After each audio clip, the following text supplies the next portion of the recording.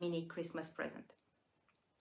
Okay, so Aquarius Sun, Capricorn Moon, Pisces Rising. You guys know my analogies probably about Sun, Moon, and Rising, but I'll try to rephrase it and I'll try to give you a brief overview of how it works again. So I have this analogy about the moon being our inner self, our subconscious mind, the mechanism in a watch that makes us tick, you know, like the thing that keeps us going without us even knowing. So we don't now we're aware of what we present to the world, but we're not so much aware of what makes us tick. And I think knowing about your moon sign is the first step into knowing about yourself and knowing what makes you happy. So if you understand the moon sign, you understand yourself, you understand how to nurture yourself, you understand what you need to make yourself happy. As long as you don't decide that we develop in this world, the sun sign. The sun sign is very much what we become in the world. The sun is the most influential planet on this world. So we know that the sun impacts us the most. So the sun is what we see on the outside. The sun is what we manifest on the outside, and the sun is what we become with our ego. What our ego becomes. But as ego is the conscious mind somehow, but also partially the subconscious mind, you can talk about both, but let's call it consciousness. So sun is consciousness, and moon sign is subconscious. Knowing this, knowing that the sun is probably what the world will get left with from your persona, this is the most important sign to the world, but to your own deeper needs. You can fulfill what your subconscious mind wants. And then we get to the rising. Where's the rising in all of this? Well, the rising is, in my analogies, the rising is the gift. So the wrapping paper that we put around everything. The rising is the interaction field, is the first shield that we present to the world, is how we interact with others. And also the rising kind of gives us a sense of how our karma will develop through this life. If you think, the rising is the first house of the zodiac, and that kind of impacts all the other houses that follow. So based on Vedic astrology, where they give rising and moon sign way more importance, knowing your rising sign, you kind of know your whole destiny, because the second house, you will know a lot more about your native family and about your inheritance in this world, and you know, like what you come with from that family and your surroundings, and so on and so on, going through the houses. So rising sign in the Western has to do more with appearance, has to do more with how we come across, to more in how our life is developing in this world as well. So now going back to Aquarius Sun, Capricorn Moon, and Pisces Rising, I will give you the overall sense. So when you put together a recipe, what you first taste is the first impression of what all the ingredients put together bring. So I would say someone with an Aquarius Sun, Capricorn Moon, and Pisces Rising is a highly intuitive person, very much in tune with outer things, outer world things, very much in tune with just the intuition at the society level, just an intuition at the human and what motivates people. Someone that clearly understands the connections that are made somewhere here above in the air. Someone that's very empathic. I wouldn't say empathic. I would say you can just tune in, you know, like a radio frequency. You can just tune into things and have a sense for things. But very hardworking in a sense, or very skillful in a sense. So there's Capricorn and Aquarius, both have Saturn. Saturn is a very skillful, hardworking, deep planet. Saturn kind of rewards those that put in the work somehow. Saturn. So I would say this type of combination very much also works well with money. I don't know if you're making money. I would say that depends on the whole chart, but I think it's a combination that's very prone to to become very wealthy and to make a big impact on a society level. So Aquarius, your ego, your conscious self in the world, is the master of networks of people, is the master of friendship, is the master of, like taking ideas, reorganizing them in a non-conventional way, and, spitting out some immense innovation or something that no one has thought of. Aquarius thinks out of the box. Aquarius, kind of sit together in a whole new way that makes way more sense, and that delivers something that you never thought about before. Aquarius can see things that you never thought about before, or reorganize or rearrange things how you never thought about them. And the same is intuitive mind that kind of channels information and then comes to its own conclusions. Pisces is very different. Pisces channels more into arts, or transforms information more into art. Aquarius transforms the information, it downloads really into innovation, maybe technology, maybe, like something that's revolutionary, something that pushes people, something that you didn't think of, and something that impacts people in a positive way. Aquarius is a very humanitarian sun sign. They want things to make sense, to work for as many people as possible. They are non-nonsense type of people. They want to make an impact in the world. Actually, all three of these signs want to make an impact in the world. That's why I think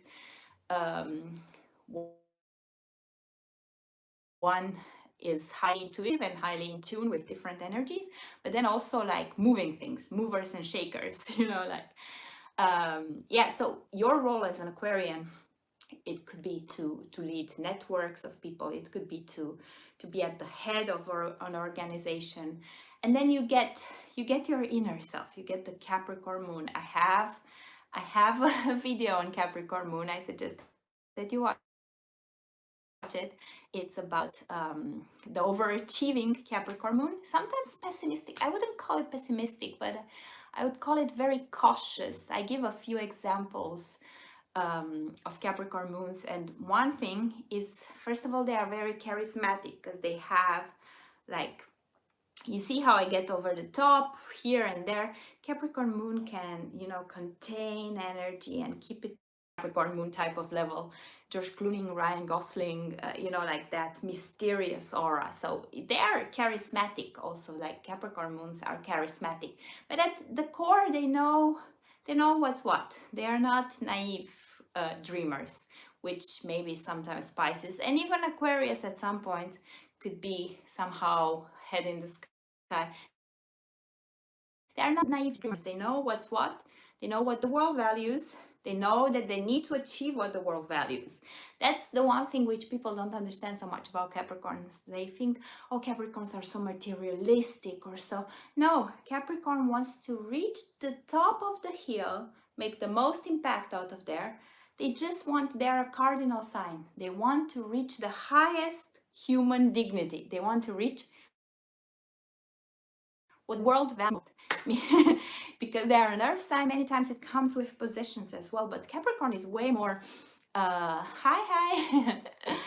Capricorn is way more about power than it is about goods. And I don't know if people tell you this, I don't know if people discuss this. So for anyone coming in, write down the combinations that you want to see. I'll be following this up. For now, we're at Aquarius Sun, Capricorn Moon, and Pisces Rising. Also, thumbs up when you're coming in. Good. So yeah, I was saying Capricorn Moon. Capricorn Moon is a non-nonsense type of moon. Like, it knows where it needs to go, it knows what it needs to achieve, and it keeps on that. And sometimes it gets pessimistic, or sometimes it gets more I don't know, a bit realistic about life, you know, like a bit more down. Like the moon can be influenced by people. It can be a bit, the moon is meant to be more emotional and so on. Capricorn doesn't like to be all in that mushy emotional stuff. Capricorn wants to see the goal and wants to know how to achieve it, wants to keep the emotions in that even plain charismatic level, you know, like not lose it, not lose yourself, keep your mind, go where you need to go, be in tune with people, understand things beyond just ordinary things. This is one thing that people don't say about Capricorns. They call them materialistic and all of that. They are at the end of the zodiac together with Pisces and Aquarius. These are the signs that are the most in tune with above levels, society levels. You know, like once we get into the last signs, we're really talking about things that impact us at a higher level, things that impact us all. And someone with this combination doesn't care what impacts only one person in the world. Of course they care about the impact on that person, and of course they have a humanitarian side, but they care, how can I make the best out of what I am, what I do, for the most amount of people. Okay, so if you understand this about yourself, you understand that the Capricorn needs recognition, needs affirmation in this world, needs to achieve some things, and needs stability. Earth signs need stable ground, and somehow Capricorn in the fifth house. How are all the transits there doing? I'll go through that afterwards. So yeah, Capricorn needs stability, needs and needs something that kind of compensates for them. So because they are not always expressing emotions so much, they need partners and people in their life that can help them with that can help them with expressing emotions and all of this. And they keep at their goals, and especially when it's the moon, are not going their way, but they keep at them, they keep, so, and they keep a steady steady mind, steady heart. Only that sometimes, you know, like all this dryness in the approach, sometimes it can drive them down. But they are very single-minded in what they want to achieve, and usually they do very well, and they achieve. They're also very heartwarming, loving people that want to do very well for more people than themselves. So that's the analysis here. Yeah, and then we get to the rising sign. So I have a Pisces rising as well. I'm Pisces as well. I think Pisces rising is a chameleon, which kind of helps you get around in the world. So if you have that very strong Capricorn moon that wants to sparkling, bubbling Aquarius personality, that I associate Aquarius with electricity a bit, you know, like current comes, you know, like, and it's steady, but then it goes like and it kind of burns you up, and then it goes down again. So Aquarius is also a very strong personality and so many ideas and such an open mind. And you know, like both of these signs are two leadership signs. So then when you have the Pisces rising, this kind of masks everything. This kind of makes you way more likable, approachable, sweet to the world. Pisces is the chameleon. Pisces can adapt to every situation, every face, every personality. So you adapt to that, and you transform. As I said, Pisces is very much in tune with arts, with beauty, with music, with dancing, with it takes all that information and kind of transforms it into the beautiful things. It can also take it and transform it into a bit of magic wise, you know, like when you have Neptune in your first house, or when you have a Pisces rising, people can see you in different ways, you know, like those faces that change all the time, or that Marilyn Monroe glam, or you know, like it's something like ethereal that you cannot really touch, that you cannot really put your hand on and say it's like this or like that or so that kind of softens this combination up. But I would say overall it's a combination of someone that needs to have a bigger impact on the world, someone that needs to have an impact at a larger scale,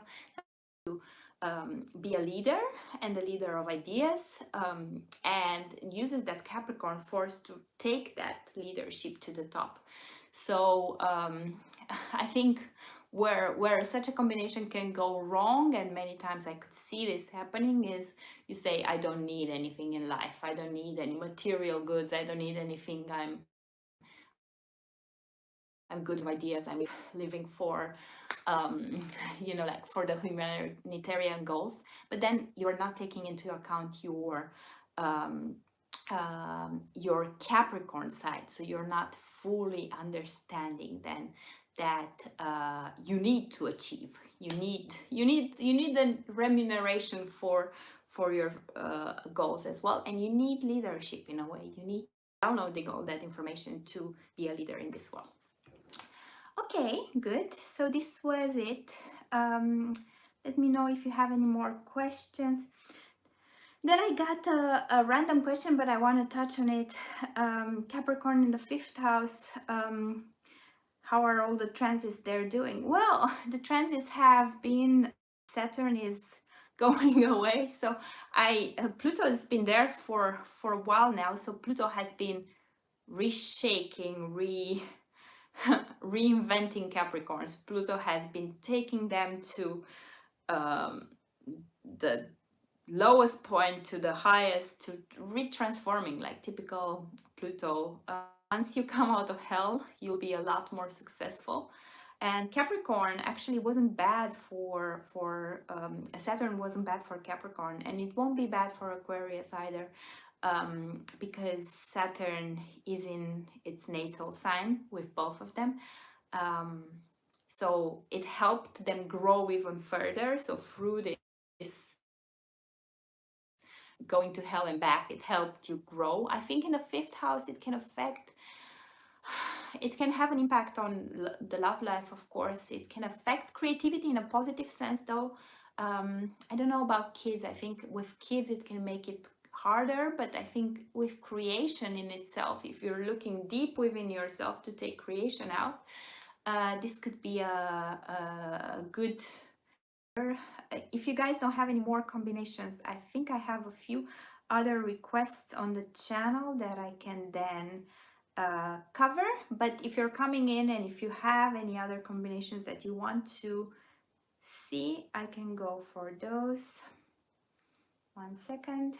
Okay, so I have Libra Sun, Libra Moon, Cancer Rising. I'll be doing this. Okay, Libra Sun, Libra Moon, Cancer Rising. Libra is the sign of harmony, as I usually say. They say it's a sign of balance, or the sign of you know, like scaling things. I call it the sign of harmony because it really tries to harmonize, like in a very good symphony. Is like trying to measure things in a very calculated air sign type of way in order to make the best sounding noise out there, like to make the best melody, you know, like it harmonizes it, but it harmonizes it not in the Piscean way, okay, I get the download and I'm doing this. It harmonizes it really on measures, like not too much of this, not too much of that, enough of this, enough of that. So if you're putting out this, I'll put out things. Okay, I'll be doing Aquarius Sun, Aquarius Moon, Scorpio Rising after this. Guys, thumbs up so more people can see the video, so more people can get their combinations as well. Now we're at Libra Sun, Libra Moon, and Cancer Rising. Yes, so I was saying Libra, when you have the Sun in conjunction to the Moon, then I have to talk a bit about this. It might be easier on the one hand because I talk about the subconscious mind and what we're not aware of. And if you have your Sun there, your conscious mind, you're kind of aware of that personality, you know, like what you have on the inside, you manifest on the outside also. So on the one hand, it's good because it gives you awareness, and what you see is what you get. You are that person for yourself, at least. Important for yourself as well, while the rising is way more important for what you put out in the world. Yeah, so when you have Sun conjunct Moon, on the one hand, it's good because what you see is what you get. You have that one persona. But then when you have it also, it's not very open-minded to other sorts of ideas. So if you have both Libra Sun and Libra Moon, you can be totally in that Libra mindset. And with Libra, it's easier because it's a softer sign, or like more measured in the ways. But think of